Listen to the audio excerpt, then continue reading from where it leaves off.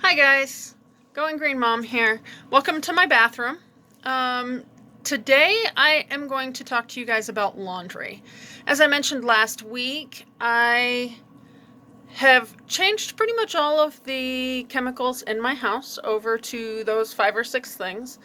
And that includes my laundry. So laundry detergent and fabric softener, in case you were unaware, have a huge amount of ingredients. A lot of them are endocrine disruptors. And so a few years ago, when I was having a lot of problems,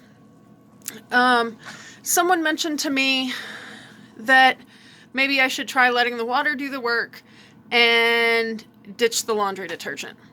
Now, when that was suggested to me, my first thought was like, what? And we went back and forth. I was actually in a Facebook group of some sort, completely unrelated. And so we went back and forth and discussed it. And it was sort of one of those things where it's like, well, what do I have to lose?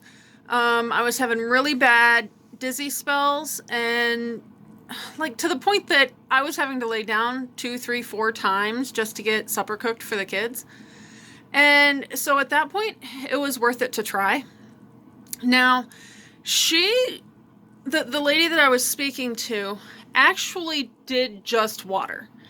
I couldn't quite wrap my head around that.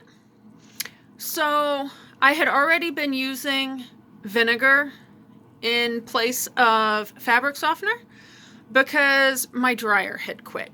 So I was using vinegar in the fabric. I had a high efficiency washer at the time. And so I would just fill up the fabric softener spot with vinegar. I'm not really sure what difference that makes. I have a Charlie that's about to jump on my head. So anyway, I couldn't really wrap my head around doing absolutely nothing in the water. So I did continue using the vinegar. And it has actually worked amazingly well. I was kind of concerned that maybe it would cause problems with my washing machine, especially when I wound up having a washing machine issue a year or so later. And when the guy came out to fix that, he actually recommended using vinegar to me. As an alternative to the detergent and fabric softener once he found out I was sensitive to chemicals. And it had nothing to do with the washing machine. It had gotten pushed somehow and torn a hole in one of the lines behind the washer, I guess. Hi guys, so I would like to introduce you to my washing machine. It is a Kuppet 2-tub washer I got from Amazon. It was around $105. There are 2 water inlets on this. One is for the wash area and one is for the spin dry, I think for like a rinse sort of situation. Then there are 3 dials. The wash timer, the setting for gentle, normal, or drain, and then the spin dry timer. Honestly, I don't use the inlets that it has. I use this pitcher, and this tube comes with it. It does have clamps. I could never get it to actually stay clamped, so it didn't work so great for us doing it that way. And then I have moved where the washing machine sits because it did not do so well over by the sink. It wasn't close enough to drain into the shower, and it wasn't really great having to lug 5-gallon buckets and dump them in the shower, and then there was lint everywhere. So now I set it up on top of these 2 bins, and it drains into the toilet.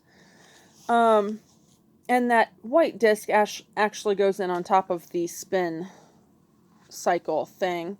In between loads, after I drain it, I do use those reusable tissues to wipe out the lint. And then I just brush that into the trash can. So I don't always put the lid down on the toilet, but I don't know, there's something weird about showing you guys my toilet, I guess. So yeah, I don't use as much vinegar as I did in the HE washer. After going to just water in that, I was using about a half a cup. I'd fill up the softener spot and then put some in the detergent spot as well. So I didn't really need as much because this is definitely not the capacity that I had in the larger washer. But this one is getting gunk out that makes me question how much my HE washer was actually doing. Which is not something I really ever questioned. It did take about 3 loads to get the dinginess out of the clothes after going to just water and vinegar. If you've ever stripped clothes before, or I had only ever heard of stripping diapers before the current situation, but I don't know. I think this sort of kind of does that in general. And it's just vinegar, so it pulls all of the excess detergent out. And it takes a couple loads to get that out if you haven't just been washing in water and vinegar. So this is actually about 2 pitcherfuls of water. I do normally put clothes in here first, and that way I'm not putting water in and then having it over full because of the water and the clothes weren't in there. But I didn't realize that before I was trying to show you guys. So I wound up doing, I think, 5.5 pitchers after I put the towel in. Now I'm just going to add the vinegar. I don't do quite as much. It's probably about 1/4 cup total, maybe a little more. Just because this load is not as big as my front loading washer. So it just doesn't make sense to use as much. And then there's not really a ding or a buzzer. It just kind of click. And since I had to speed this up to get it to render, you can't actually hear that. While it is running, there is sort of a clicky noise to the washing side. It had that the first time I used it. I did a little bit of YouTube research, and it seems like it depends on the brand as to how much of that you get. But it's not terribly abnormal to hear a clicky sound. On some brands, it seems that if you have a clicky sound, that means you've got it overloaded. So, I don't know, maybe I screwed it up. It still works, even though it's making that sound. Make sure you put the little disc in on top. I am trying to show you guys the drain water coming through. I'm not sure how well it's showing up on camera. This is what it looks like after 1 load. Now, mind you, this was just a towel, and we've been washing our towels this way, well, for several months in this washing machine because we don't have a ton of towels, so we tend to use the same ones over and over again. So it is fairly clean now. They were definitely not when I first started using this washing machine. I really don't know what my HE washer was doing, y'all. Even having done just the vinegar for several years, these clothes were absolutely filthy when I started washing in this washing machine. So anyway, that was like a pair of capris, a tank top, and a very lightweight knit skirt.